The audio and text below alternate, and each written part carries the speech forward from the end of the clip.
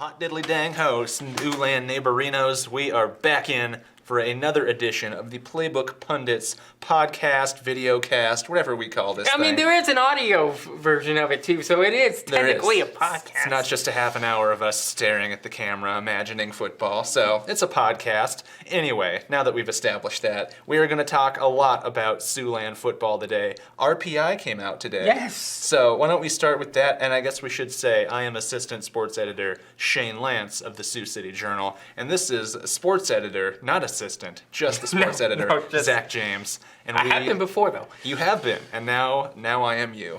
Yes. We have both been assistant sports editors at one point in time. Yes. But anyway, for the second time, RPI has come out today, and we're going to discuss it. We have some area teams that are ranked pretty high. Yeah. In 5A, 4A, and 3A, the 5A through 3A does RPI because they're grouped in pods. It's the best way to put it. Mm-hmm. They have 2 more games left in the regular season due to those schools from 5A through 3A.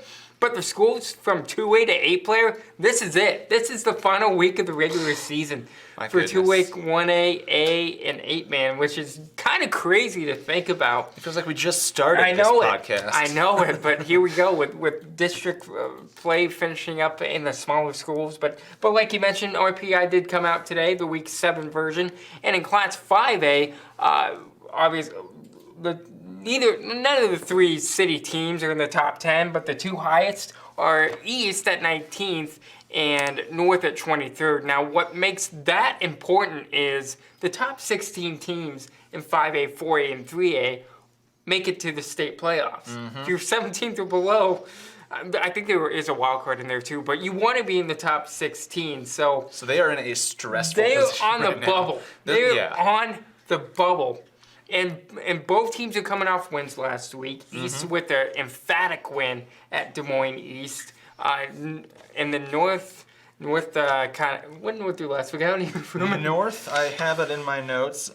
They lost to Johnston 16-0. That's right. They got shut out by Johnston 16-0. So both are looking for some wins to close out the regular season so they can get into that top 16. And of course, they need some help too, just like teams like in the wild card baseball. They need some help as well. I was gonna say it feels a lot like where my Seattle Mariners were a couple weeks ago. They need to obviously win out, and they need a little bit of help. They need some teams that are higher up to drop some games, which it might be a lot to ask. I mean, they're not super far out. They're on the bubble, like you mentioned, but I do for both of those teams, just for their sakes, I hope things wind up better than they did for my Seattle Mariners.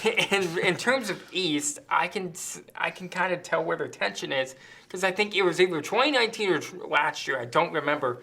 But they finished 17th in the RPI to end the season. Yeah. So that 3-game losing streak, now granted, they played some tough teams. They do. Waukee Northwest, Ankeny Centennial. So, I mean, I feel what kind of tension East is going through right now. But like you said, winning is important. That's the easiest way how you can help yourself, and 2 wins to end the regular season would be paramount in this situation.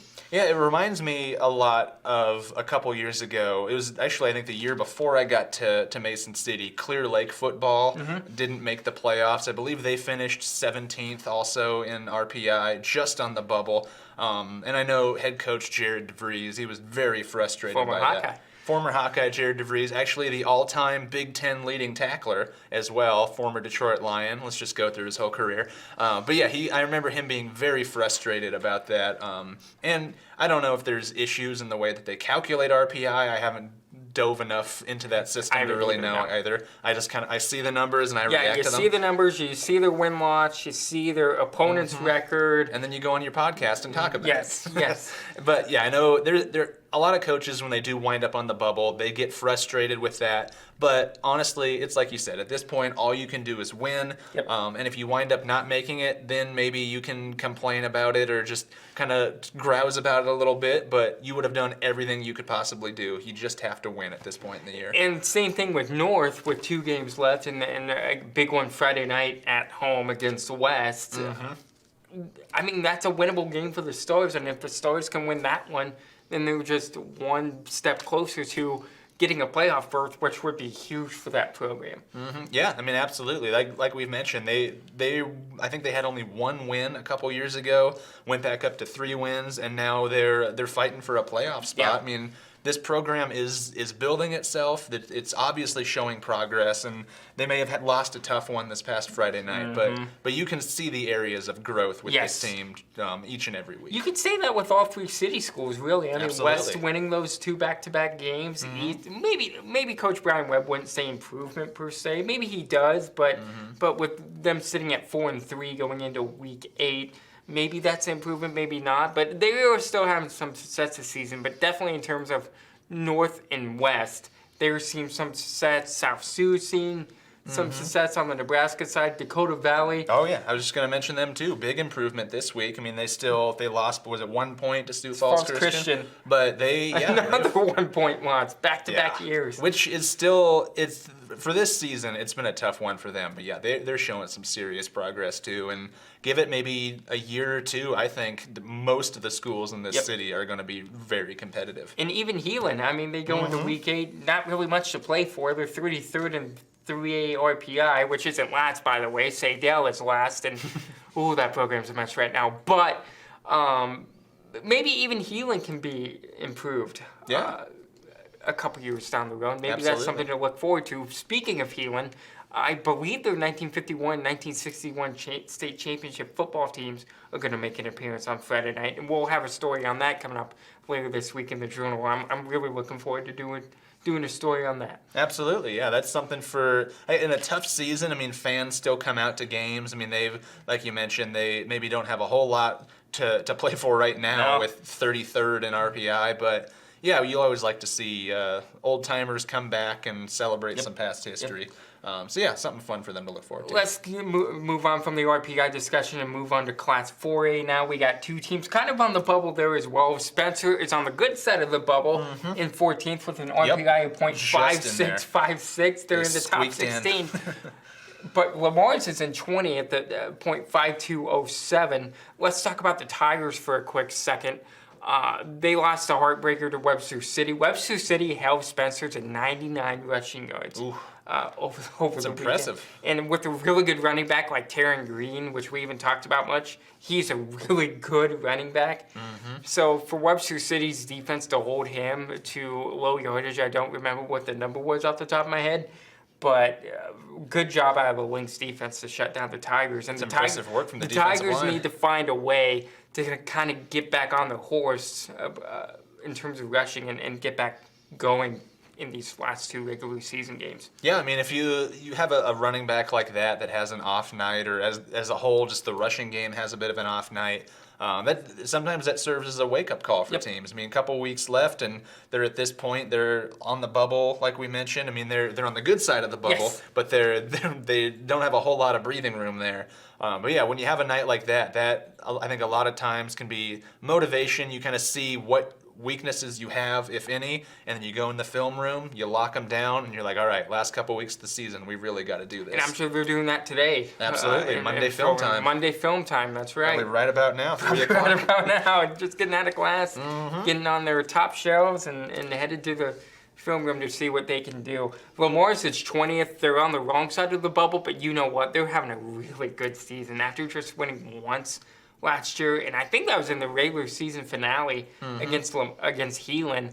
For them to be where they are this year, especially after a big win against Denison last week, Coach Ken Vigdal, it seems like he's got that program turned around already. Yeah, I mean, this, for them, I think they are kind of the model program for teams that maybe are struggling this year right now, like your Wests or your Heelans. I mean, if you have no wins or you have 1 or 2, I mean, you can see what they're doing, and you can see that maybe 1 year to the next year you can make that leap if you just get the right playmakers, you make the right improvements. I mean, it's definitely, it's not unlikely, but it's definitely something that you have to work hard at, but they could make that leap next year. Yeah, they absolutely could, and good job out of the Bulldogs for having a really good turnaround season. It's really cool to see, and plus I'm sure they got ice cream after the game. I was going to make an ice cream pun, and then you took it from me. We both like ice cream. We do. I sure love ice cream. We do. I Yes. scream for it. Yes. Ice cream. Yes. And there's good ice cream here in town, too. There is. Very good ice cream. But you can't beat the ice cream capital of the world This just is a true. half hour away.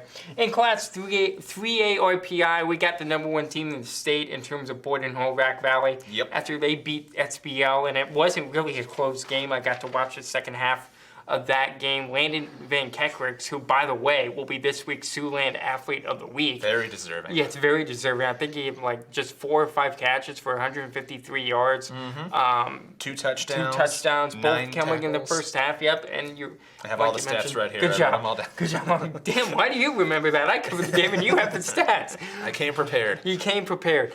Yeah, like you mentioned, Van Kekricks did a really nice job on both ends of the ball.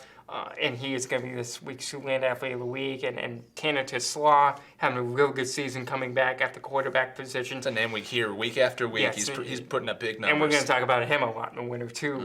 It just seems like he's having fun being back at quarterback. He's got his basketball decision already made. He's going to South Dakota State. One of the things that sold him on South Dakota State is that SDSU let him play football again. And there were other programs that were looking at him that said, yeah, we don't want you to get hurt in football. And I understand that. But I think for basketball coaches to kind of embrace the multi-sport athlete, and football coaches too, Matt Campbell's talked a lot about it at Iowa State during his time. I think that's a really cool thing. And for Tanner to come back to the Nighthawks and lead that offense the way he is, it's a really, really cool thing to see. Yeah, I mean, that's my favorite part about being a sports reporter is when you see kids that are not only producing at a high level, but like you said, having fun. I mean, that's honestly, we put so much into these numbers, and we take it, sometimes, not us specifically, but I think people can take it too seriously sometimes. I mean, but these are kids that are going out there, they're learning how to be adults, and they're having a blast when they're having this successful of a season. So I love to see that. So in terms of that number one ranking, I did my AP poll Saturday night after the baseball game, after the Dodgers beat the Giants, and I was needing something to kind of distract myself from that. So I did the AP poll for all 6 classes. I still voted Harlan number one because they beat SBL so emphatically. And if Boyd and Hull and Harlan went head to head, I think the Cyclones would win that game. Yeah, I think it would be a close matchup, but I kind of agree with you. I think just by, like you said, by the sheer amount that they beat SBL, you still kind of have to give it to them, and that gives Boyd and Hull something to prove. Yeah. I mean, they've had a fantastic year. They've put up big numbers all around, but there's always that bulletin board material. There's always the team that you're shooting for, and I think that's great motivation for them. And that's why I voted Harlan number one. I don't know if you've done your poll yet. But, I need to. But Thank you for reminding me. Yes, it's due tomorrow. But that's why I put Harlan at number one. I did vote at Boyd and Hull number two. I did put SBL in that poll, and we'll talk about them here in a second too. Let's transition over to them now. The Warriors losing for the second straight year to the Nighthawks. They did suffer a couple injuries on Friday night, but I think Coach Justin Smith took it into really nice perspective on Friday night. He wasn't upset. He was disappointed, sure, but he just admitted that they got beat by a better team. And Boyd and Hull was a tougher team on Friday night. And when you got to tip your cap to somebody, you got to tip your cap to somebody, and that's what the Warriors did. And I think they can take a lot from Friday night's loss and the Harlan loss and use that as motivation for these last 2 weeks. Yeah, I think sometimes you have, like we mentioned, coaches that will say, I think we were the better team, or they won't give the other team credit. But that's one thing that I like about Coach Smith is he's willing to do that when he needs to. I mean, he says they were better than us. They came prepared.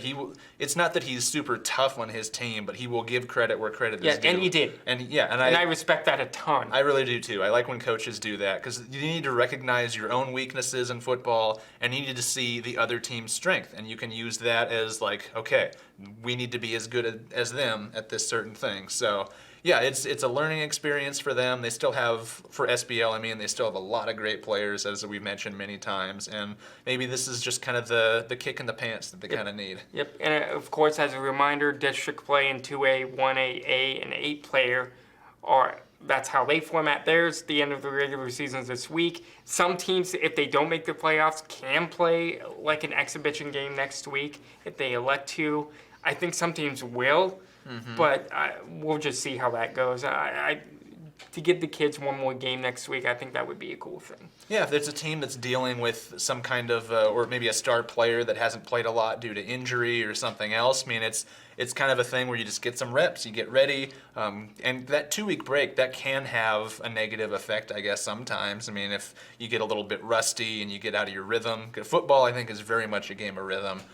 So I do expect to see a few teams do that, but I don't think everyone's going to. Let's move over to the South Dakota side now, where you got to see the Elk Point Jefferson Huskies face off against Bridgewater Emory Ethan on Friday night. Huskies versus Seahawks. Huskies versus right Seahawks. up my alley. Yes, I'm sure it was. What'd you see out of that game? I saw a Elk Point team that they looked like they were on their game. I mean, you had quarterback Noah McDermott had a big day, and he mentioned that this was a clincher for them. They clinched a home playoff game coming up in a couple weeks, which is big for any team. They do have another home game coming up this week, but I asked all the coaches and the players, I mean, what does it mean just to know that you're going to be back in front of these home fans for the playoffs? And that was huge for them. They're very excited for that. And this was the first time that they'd ever beaten Bridgewater Emory Ethan, who has played at the Dakota Dome, I believe it's 6 out of the past 7 years. And they actually, did we determine they played in the championship game last year? Yes, they were the Class 11B runner-up. Yeah, so they were the state runner-up, so that was a big victory Yeah. for Elk Point last week. And they, like we said, I mean, first ever win over them. And quarterback Noah McDermott, I asked him about what is this feeling like right now? You're on a roll. You have an opportunity to maybe win possibly the first title or get to the dome for the first time in program history. And he said something along the lines of, "This is the best feeling I've had in a long time." So they're rolling right now. This was a huge win, and I'm looking forward to seeing what they can do over the next couple of weeks. I was just gonna ask, do you think the Huskies are the type of team who can make it to the dome? I think they can. I mean, they like we said, they beat the defending state runner-up from last year, so they can play with the big dogs. Right. So I don't know. It's still going to be a tough road, as it always is in the postseason. That's where the teams that know how to win are, and you've really got to just bring your A game every single week. I mean, one mistake can end your season like that. So if they can avoid turnovers, I know that's something that they want to do. And they can just keep on going with the running game and let Noah kind of do his thing through the air too. I think they could. It's a real possibility they could get there. Moving to the college side real quick, Morningside having a memorable day as Anthony Sims had 6 rushing touchdowns, breaking Brandon Rager's record of rushing touchdowns in a game, and he got GPAC Offensive Player of the Week. I'm sure he's going to get NAIA Offensive Player of the Week, getting 6 rushing touchdowns. Oh, by the way, he got 5 of those in the first half. I talked to him last week after I covered Morningside. I believe he scored 4 touchdowns then. And what I mentioned in my story is that it tied for the 3rd most in program history. And I was like, what does it feel like to kind of reach that milestone? And he says something like, it was super cool. I like making history. And then the next week, he goes out and he makes it his own. He scores, what you said, 6 touchdowns, which is crazy, even for Morningside. That's really impressive. Yeah. So very deserving. Yeah, Morningside took it to Hastings in the first half. I think they led, 40-something to 6 at the half. It was on route to a 62-7 win on Saturday. A big win for Morningside in there. Now they go on the road across town to face Briar Cliff this week, who lost to Midland in a rout. What do you see out of this game? What can Briar Cliff do to just get back to their normal selves? I don't think they beat Morningside by any means, but what would it mean for a Briar Cliff team just to play with Morningside on Saturday? That would be huge. I mean, really what they need to do, obviously, is just stop Anthony Sims. Yeah. You stuff the line and you make them pass the ball, but even there, the Mustangs are very dangerous. Yes. I mean, they have tons of great wide receivers. So you can't stop everybody. You really just have to take away one aspect of their game. You either are going to lock down the receivers, and Anthony Sims is going to do his thing, and you just hope you can manage that, or you stop him and they go through the air. So yeah, I don't see them winning. I see Morningside coming out with another big victory, but that would be a big win for Briarcliff, just to really lock down one of the playmakers and at least try to make it respectable. The GPAC game you covered on Saturday was Dort Mount Morty. Yep. Dort winning that game 63-21. Tyler Reynolds had a really big day, and I loved your story in Sunday's paper about his comeback. What was it like finding out about that story? I loved it. I mean, that first quarter, I thought it was going to go much different. I didn't think Mount Marty was going to beat Dort, with Dort being ranked 19th. But the first quarter, Mount Marty really was kind of taking it to him. I believe it was 14-7 lead after one. They had outgained them in total yardage. But then second quarter, Dort started rolling. Tyler Reynolds came in. His final stats, he had 176 rushing yards and 3 touchdowns, and 166 passing yards and 3 more touchdowns. And Levi Jungling had, I think it was, do I have 150? It's not this paper. 153 receiving yards, I believe, with 3 touchdowns. So a couple of big playmakers. But just talking to Tyler Reynolds, this obviously meant a lot to him. Yeah. Because he had a torn labrum last year in his throwing shoulder, which you just, by doing the motion with my arm, I mean, that's all right in there. That labrum, that's big. I mean, he mentioned, too, it was not an easy process. Said that he didn't think he would ever be able to throw at the same level ever again, which is a hard thing to have in your head when you're a college athlete. But he came back, he rehabbed, and they have a kind of a 3-quarterback system going on there, and he just kind of got the hand on Saturday, and he ran with it. I mean, he was just pretty much unstoppable. Yeah, and good to see for the defenders, too, as they kind of go towards the end of their regular season, too. And maybe Dort can kind of move up again in those rankings as all 4 GPAC teams are back in action. As Northwest, actually, it might be Dort's bye week now that I think about it. Last week was their bye week. Last week was their bye week, so Northwestern is back in action because last week was their bye week. And then, so we have a lot going on this weekend, as always. Always. One of those things going on this weekend, let's talk about the Dakota Valley Girls soccer team as they beat T-Area in penalty kicks 7-6 on Saturday afternoon on their home pitch. Now Dakota Valley gets to face West Central for the championship match in Class A. You'll be covering that on Saturday for the Journal in Sioux Falls. I know you're excited for this match. Absolutely. I mean, as we mentioned in the story after the win, I mean, Ivy Winkler is one of the top goalies in South Dakota. She can score too. Yeah, and she can score. Like we mentioned, she scored the winning goal in that game, and she got the winning save. I mean, she can do it all. And they have tons of great players. They have Grace Bass, that's their leading scorer.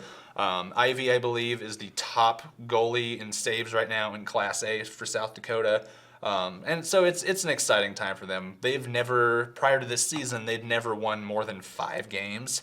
And they've only been a program, I think, for 5 years. Something like that, yeah. And the first 2 years, they didn't win any games. We have a story, I think, from 2019 from former sports editor Justin Rust about them getting their first win in program history. Yep, I remember that night too. And so this is big for them. I mean, they're going to the state title game. They're taking on number 1 West Central, who is not going to be an easy team. Nope. They've already beaten Dakota Valley twice this year by 1-0 scores. So yeah, I'm very excited just to go up to Sioux Falls and check this out. I think it's going to be a fun time. Make sure to check out all of our coverage this week, no matter whether it's Dakota Valley soccer, high school football, college football. We've got it all covered for you this week at SiouxCityJournal.com. For Assistant Sports Editor Shane Lantz, Visuals Editor Tim Hines, I'm Sports Editor Zach James. Thank you so much for watching. Check us out at 5 o'clock on Friday for a live stream here at SiouxCityJournal.com. Until then, we'll talk to you then.